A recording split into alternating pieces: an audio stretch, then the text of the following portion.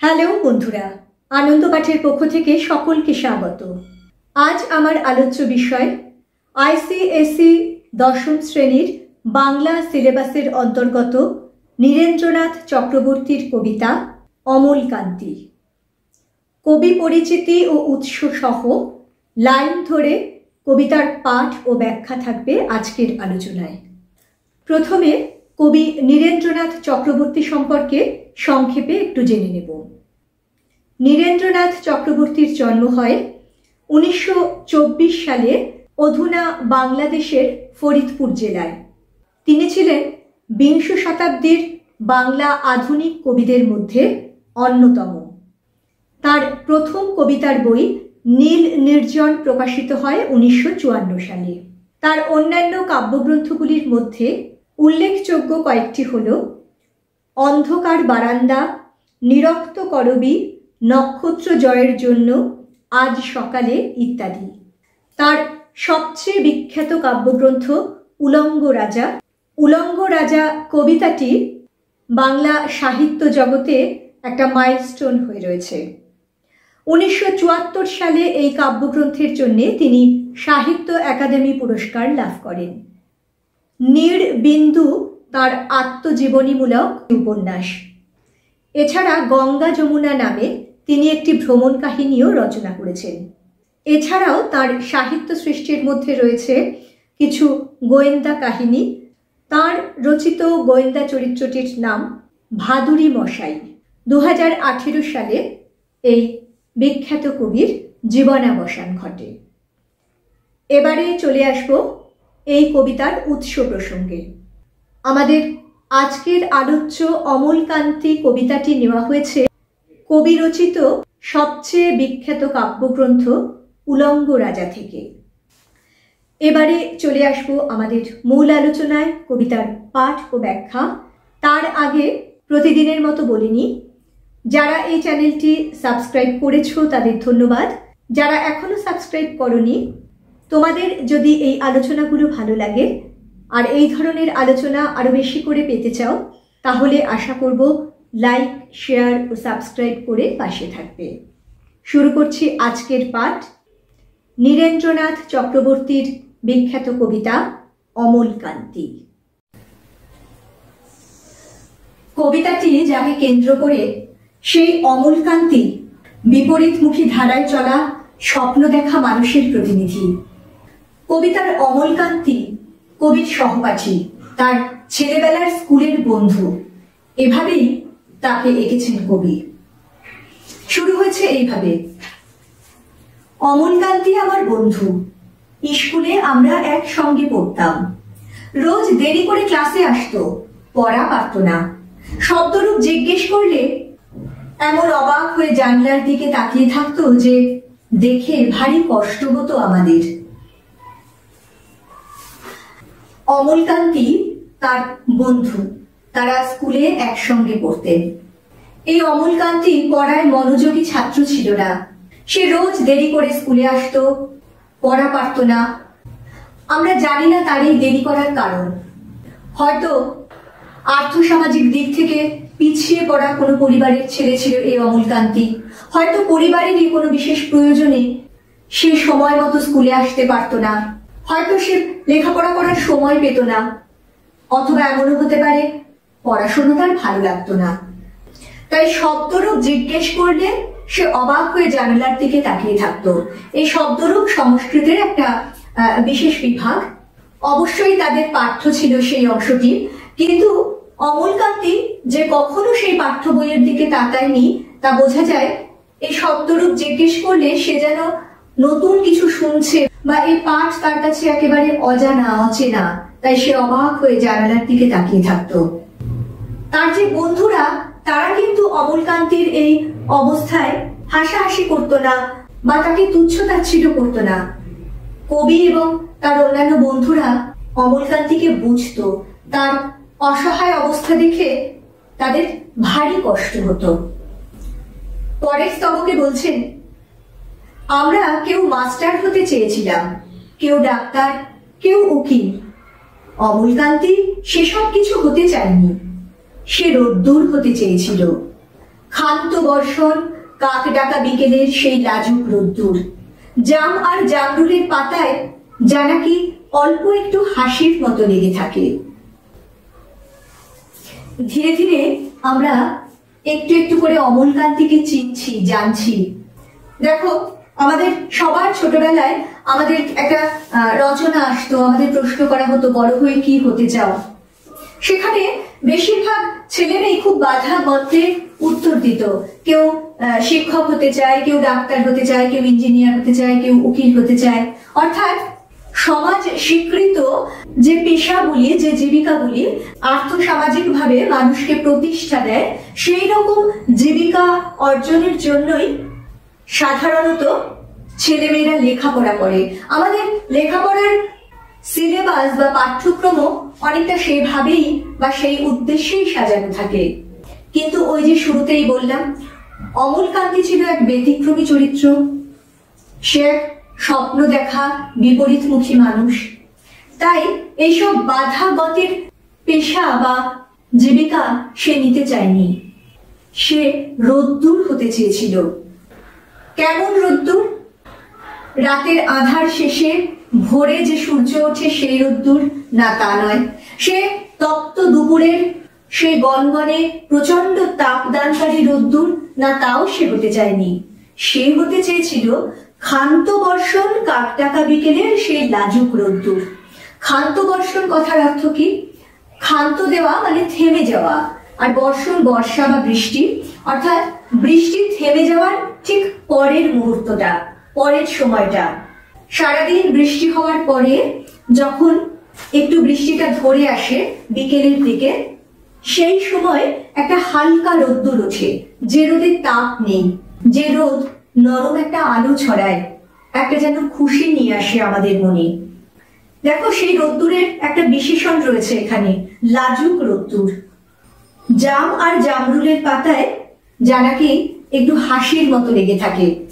লজ্জা পেলে মানুষ যেমন করে একটু মুচকে হাসে, অট্ট হাসি নয় বা ভীষণ খুশিতে হাসিতে ফেটে পড়া নয়, কিন্তু ভেতরে ভেতরে একটা আনন্দের ছোঁয়া লাগলে ঠোঁটের কোণে যেমন সামান্য একটু লাজুক হাসি ফুটে ওঠে, ঠিক সেরকমই যেন ক্ষান্ত বর্ষণ বিকেলের সেই নরম রোদ্দুর জাম আর জামরুলের পাতায় একটা মিষ্টি হাসি নিয়ে দেখা দেয়। অমলকান্তি হতে চেয়েছিল সেই রকম রোদ্দুর। এই রোদ্দুর কি বাস্তবে হওয়া যায়? আমরা সবাই জানি যায় না। এখানে অমলকান্তির এই রোদ্দুর হতে চাওয়া আসলে প্রতীকী। হয়তো সে যেখানে বাস করে সে জায়গায় আলো বাতাসের অভাব আছে, তার মনে সেজন্যে রোদের জন্যে একটা আকুল প্রার্থনা আছে।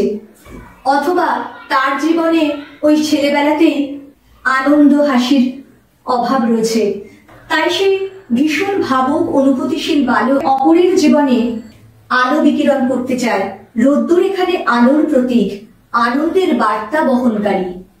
নিজেকে আলোর প্রতীক করে সে অপরের জীবনে আশার আলো এবং আনন্দ এনে দিতে চেয়েছিল।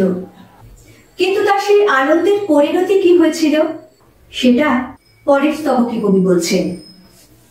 আমরা কেউ মাস্টার হয়েছি, কেউ ডাক্তার, কেউ উকিল। অমলকান্তি রোদ্দুর হতে পারেনি। সে এখন অন্ধকার একটা ছাপাখানায় কাজ করে। মাঝে মাঝে আমার সঙ্গে দেখা করতে আসে, চা খায়, এটা ওটা গল্প করে, তারপর বলে উঠি তাহলে। আমি ওকে দরজা পর্যন্ত এগিয়ে দিয়ে আসি। এই যে রূঢ় বাস্তব, সেই বাস্তব এবার একেবারে সামনে এসে ধরা দিয়েছে। যারা সেই গতানুগতিক জীবিকার সন্ধান করেছিল সেই ছেলেবেলাতেই, তাদের সেই ইচ্ছে পূর্ণ হয়েছে। কবির ছেলেবেলার সহপাঠীরা কেউ মাস্টার হয়েছে, কেউ ডাক্তার, কেউ উকিল, কিন্তু অমলকান্তি রোদ্দুর হতে পারেনি। দেখো এখানে যে বলছেন সে এখন অন্ধকার একটা ছাপাখানায় কাজ করে। যদি শুধু বলা হতো যে সে এখন ছাপাখানায় কাজ করে, তাহলে কিন্তু এর ব্যঞ্জনা এইভাবে ধরা দিত না। এই যে বলা হচ্ছে অন্ধকার একটা ছাপাখানায় কাজ করে, যে রোদ্দুর হতে চেয়েছিল তার বিপরীতে এইখানে তার যে বর্তমান পরিস্থিতি, সেই ছাপাখানার অন্ধকারের মধ্যে তাকে জীবনের বেশিরভাগ সময়টা কাটাতে হচ্ছে, সে কথাই এখানে বলতে চেয়েছেন কবি। তাই অন্ধকার কথাটি একটা আলাদা মাত্রা যোগ করেছে কবিতায়। যে অপরের জীবনে আলো ছড়াতে চেয়েছিল, তার নিজের বেশিরভাগ সময়টা কাটে এখন অন্ধকারে। আর তারা তো এখন বড় হয়েছে। পুরনো বন্ধুদের মধ্যে কবির সঙ্গেই অমলকান্তির যোগ রয়েছে, খুবই স্বাভাবিক, কারণ কবি মূলত একটু ব্যতিক্রমী, আর 5টা গতানুগতিক মানুষের চেয়ে আলাদা। তাই অমলকান্তি ও কবির মধ্যে একটা গভীর সখ্যতা গড়ে ওঠে। তাই ছেলেবেলার সহপাঠীদের মধ্যে কবির সঙ্গে অমলকান্তি একাত্ম বোধ করে, মাঝে মাঝে আসে তার কাছে, গল্প করে। তাদের পরস্পরের প্রতি গভীর সখ্যতা, সহমর্মিতা ধরা পড়ে সে চলে যাবার সময়, যখন কবি তাকে দরজা পর্যন্ত এগিয়ে দিয়ে আসেন। দেখো, এটা খুবই স্বাভাবিক। বাড়িতে কেউ এলে আমরা তাকে সম্মান দেখাতে বা সৌজন্য দেখাতে আমরা এটা করেই থাকি, কিন্তু এখানে বিশেষভাবে এর উল্লেখ বোঝায় যে কবি তাদের এই বন্ধুত্বের প্রতি কতখানি আন্তরিক।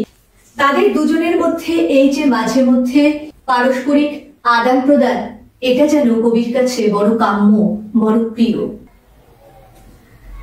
আমাদের মধ্যে যে এখন মাস্টারি করে, অনায়াসে সে ডাক্তার হতে পারত।